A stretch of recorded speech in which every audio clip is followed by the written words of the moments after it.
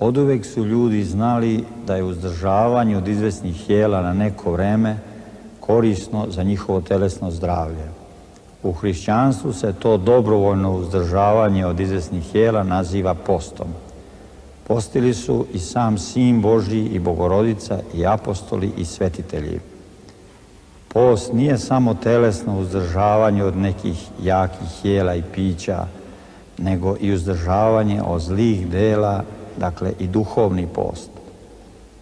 Čovek kroz post posvećuje svoju dušu i telo Bogu i svojim bližnjima.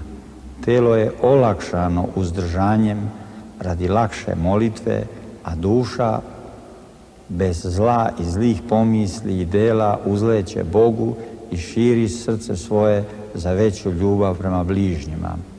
Zato je post u našem narodu i poštovan i praktikovan i smatra se za veliko istinsko hrišćansko delo. Naše vreme samo potvrđuje duhovni i fizički značaj hrišćanskog posta. Sveti Zlatoust pita, jesmo li kroz post postali od gnevnoga tihi, od žestokoga ljubazni, a ako to nismo, šta vredi što smo telo mučili, a ostali ispunjeni zlobom?